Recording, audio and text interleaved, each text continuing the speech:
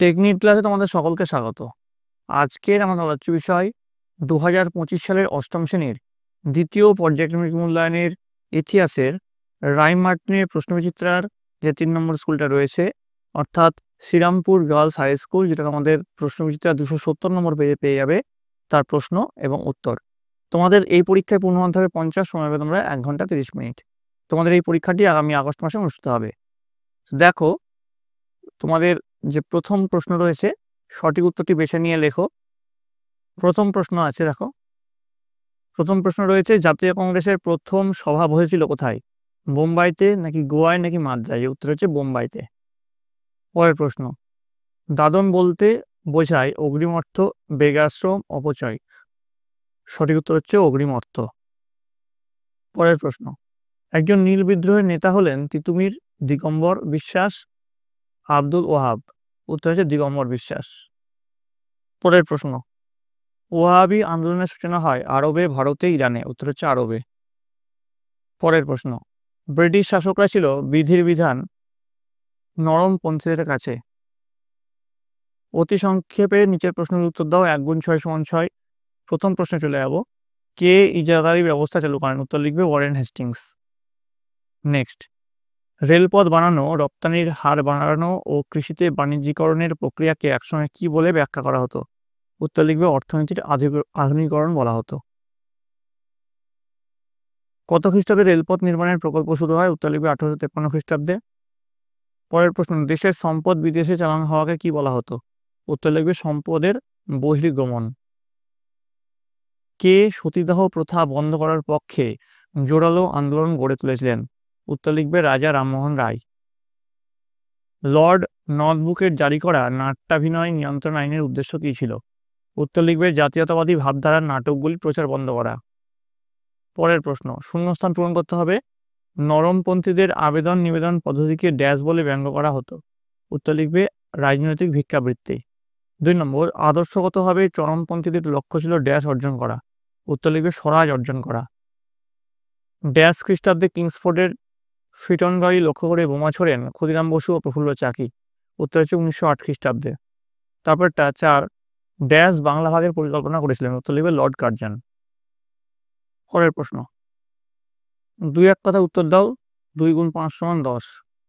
প্রথম প্রশ্ন, সূর্যাস্ত আইন কি?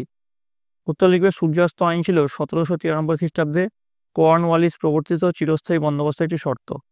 দিয়ে সূর্যাস্ত আইন পয়েন্ট করবে, দিয়ে লিখবে চিরস্থায়ী বন্দোবস্তে জমিদারিকে বছরের একটি নির্দিষ্ট দিনের মধ্যে কোম্পানির প্রাপ্য রাজস্ব জমা দিতে হতো। শেষ দিনে সূর্য অস্ত দেওয়ার আগেই প্রাপ্য রাজস্ব কোম্পানিকে জমা দিতে না পারলে জমিদারের জমিদারি হাতছাড়া হতো। কোম্পানির রাজস্ব আদায়ের এই নিয়মকে সূর্যাস্ত আইন বলা হয়। চিরস্থায়ী বন্দোবস্তে জমির অধিকার জমিদারের দখলে থাকলেও বাস্তবে সমস্ত জমির চূড়ান্ত মালিকানা ছিল কোম্পানির হাতে। কোম্পানি জমির মালিকানা নিজের হাতে রাখার জন্যই সূর্যাস্ত আইন চালু করে। পরের প্রশ্ন, 19বিংশ শতকের দ্বিতীয় ভাগে কোথায় কোথায় চা বাগিচা শিল্পের বিকাশ ঘটেছিল? উত্তর লিখবে আসাম, বাংলা, দক্ষিণ ভারত ও হিমাচল প্রদেশের পার্বত্যাঞ্চলে। নেক্সট দেখো কি আছে, শ্রীরামপুরের মিশনারি মার্সম্যানের সম্পাদনায় বাংলা ভাষায় কোন কোন পত্রিকায় প্রকাশিত হয়? উত্তর লিখবে প্রথম মাসিক পত্রিকা দিগদর্শন ও সাপ্তাহিক পত্রিকা সমাচার দর্শনে প্রকাশিত হয়। পরের প্রশ্ন, অর্থনৈতিক জাতীয়তাবাদ কি? উত্তর লিখবে ভারতে ইংরেজ শাসন ও শোষণের পরিণতিতে ভারতবাসীর দায়িত্বের কি কথা কিছু নেতা দেশবাসীর সামনে তুলে ধরেন? অর্থনৈতিক জাতীয়তাবাদ পয়েন্ট করবে, যে লিখবে ব্রিটিশ ইস্ট ইন্ডিয়া কোম্পানির আমলে যে জাতীয়তাবাদী নেতাগণ ভারতের অর্থনৈতিক দুরবস্থার জন্য ব্রিটিশ সরকারকে দায়ী করে সমালোচনা করেছিলেন, তাদের এই বক্তব্য অর্থনৈতিক জাতীয়তাবাদ নামে পরিচিত। ভারতীয় জাতীয় কংগ্রেসের নরমপন্থী নেতৃত্ববৃন্দ অর্থনৈতিক জাতীয়তাবাদের কথা প্রচার করেন।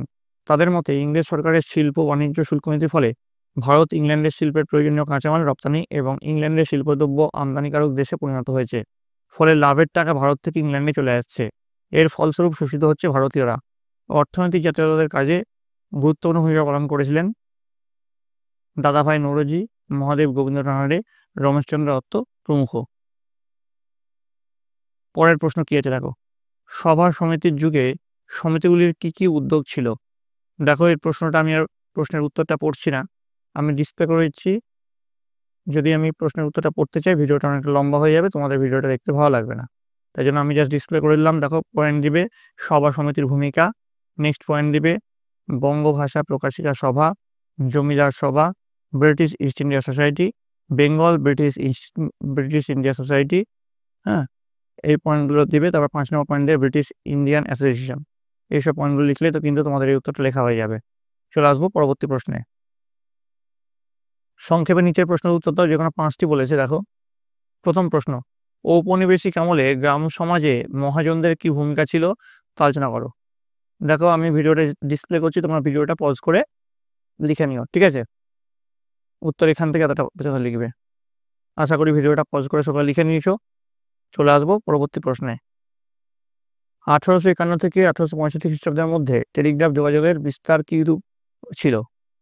দেখো প্রথমে পয়েন্ট দিবে ঔপনিবেশিক শাসনে ভারতে টেলিগ্রাফ ব্যবস্থার বিকাশ। নেক্সট পয়েন্ট সূচনা, তারপরে পয়েন্ট বিস্তৃতি। এখনো এই প্রশ্নের উত্তরটা শেষ হয়নি, এর কন্টিনিউশন পার্টটা দেখে নাও পরের পাতাতে। প্রয়োজনীয়তা পয়েন্ট করবে, দিয়ে দেখো 1, 2, 3 তিনটে প্রয়োজনীয়তা দিয়ে শেষ করবে। এভাবে টেলিগ্রাফ ব্যবস্থা দিয়ে শাসনের ভিত্তি সুদৃঢ় রূপ লাভ করে, এতটা অবধি লিখলেই এই প্রশ্নের উত্তরটা কিন্তু হয়ে যাবে। আশা করি ভিডিওটা পজ করে সকলে লিখে নিয়েছো। পরের প্রশ্নে চলে যাব। নারী শিক্ষা ও পণ্ডিতা রমাবাই সম্পর্কে যা জানো লেখো। দেখো ভিডিওটা একটু ফাস্ট ফরওয়ার্ড করছি তোমাদের জন্য। পণ্ডিতা রমাবাই ভারতে নারী শিক্ষার প্রসারে তার অবদানের জন্য স্মরণীয় হয়ে আছেন। স্মরণীয় হওয়ার কারণ, দেখো 3টে পয়েন্ট এখানে লেখা আছে, ঠিক আছে? আশা করি তোমরা সবাই দেখে নিয়েছো। চলে আসবো পরবর্তী স্লাইডে। ফরাজি আন্দোলন সম্পর্কে যা জানো লেখো। তো প্রথমে পয়েন্ট দিয়ে ফরাজি শব্দের অর্থ, তারপরে পয়েন্ট দিয়ে ফরাজি আন্দোলনের গুরুত্ব, নেক্সট পয়েন্ট কৃষকদের মধ্যে নবজাগরণের সার, তারপরে পয়েন্ট হিন্দু কৃষকদের অংশগ্রহণ, নেক্সট রাজনৈতিক ও অর্থনৈতিক মুক্তির লক্ষ্য, 4 ব্রিটিশ বিতরণের প্রেরণা। এইসব পয়েন্টের উপর ভিত্তি করে উত্তরটা লিখবে, ঠিক আছে? আশা করি ভিডিওটা পজ করে তোমরা সকলে লিখে নিয়েছো। চলে আসবো পরবর্তী স্লাইডে। হিউম ডাফিন ষড়যন্ত্র তত্ত্ব বলতে কি বোঝো? দেখো যেমন করে লেখা আছে উত্তরটা ঠিক তেমনভাবে খাতায় সুন্দর করে লিখে নাও।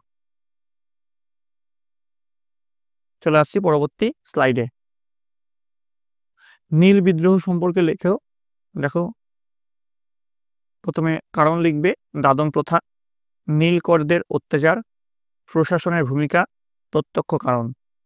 এই প্রশ্নের উত্তরটা এখনো শেষ হয়নি, এর কন্টিনিউশন পার্টটা তোমরা দেখে নাও। আশা করি এই পাতাটা তোমরা সবাই লিখে নিয়েছো খাতায়। চলে আসবো পরবর্তী স্লাইডে। দেখো এই প্রশ্নেরই কন্টিনিউশন পার্ট, ফলাফল। দেখো ফলাফলগুলো দেখানো হয়েছে, 5টা ফলাফল এখানে দেওয়া হয়েছে, ঠিক আছে? যদি নীল বিদ্রোহের ফলাফল জানতে চাই তবে কিন্তু এই উত্তরটা লিখলেও তোমাদের হয়ে যাবে, ঠিক আছে? চলে আসবো পরবর্তী প্রশ্নে। নিচের প্রশ্নগুলি উত্তর দাও, যে কোনো 2টি বলেছে। প্রথম প্রশ্ন, 1853 খ্রিস্টাব্দে ভারতের রেলপথ নির্মাণের ফলাফল আলোচনা করো। দেখো ভারতবাসীর অসন্তোষের কারণ, প্রথম পয়েন্ট আছে জমি, 2 নম্বর আছে শোষণ বঞ্চনা, 3 নম্বর হচ্ছে অরণ্য জীবন ধ্বংস, জীবন জীবিকায় আঘাত, ভারতীয়দের প্রতি অবিশ্বাস, ভারতীয়দের স্বাস্থ্যহানি, পরিবেশ দূষণ, কুটির শিল্প ধ্বংস। এসব পয়েন্টের উপর বেশ করে লেখানো হয়েছে। যদি ভিডিওটা দেখে মনে হয় ফন্টগুলো ছোট আছে, তোমরা ভিডিওটা পজ করে একটু জুম করে লিখে নিও, ঠিক আছে? চলে আসবো পরবর্তী প্রশ্ন। দেখো ঈশ্বরচন্দ্র বিদ্যাসাগরের শিক্ষা ও সমাজ সংস্কার এবং নারী শিক্ষায় তার কি অবদান ছিল তা আলোচনা করো। ভিডিওটা একটু ফাস্ট ফরওয়ার্ড করে দিচ্ছি। বিদ্যাসাগরের সমাজ সংস্কার আন্দোলন, প্রথম পয়েন্ট দিয়ে বিধবা বিবাহ, বহু বিবাহ, বাল্য বিবাহ।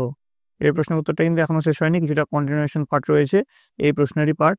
দেখো সংস্কার সমূহ যেমন করে ডিসপ্লে হচ্ছে তেমন করে লিখবে, 5টা পয়েন্ট এখানে লিখবে।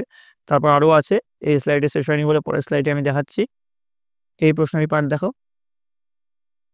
নারী শিক্ষায় অবদান। দেখো কি কি পয়েন্ট দিবে। নারী শিক্ষা প্রসারের উদ্দেশ্য, নারী শিক্ষা প্রসারে বিদ্যাসাগরের অবদান, নারী শিক্ষার প্রসারে বেতনকে সহযোগিতা, নারী শিক্ষার জন্য প্রচার, বালিকা বিদ্যালয়ের প্রতিষ্ঠা, বিদ্যাসাগর কলেজ প্রতিষ্ঠা। এসব পয়েন্টের উপর বেশ করে তোমরা লিখবে। আশা করি তোমরা সকলে এই পয়েন্টগুলো খাতায় সুন্দর করে টুকে নিয়েছো। ভিডিওটা পজ করে চলে আসবো পরবর্তীতে। দেখো কি আছে, বাংলায় বঙ্গভঙ্গ বিরোধী আন্দোলন সম্পর্কে আলোচনা করো। দেখো যেমন করে ডিসপ্লে হচ্ছে, ভিডিওটা ফাস্ট ফরওয়ার্ড করে দিলাম।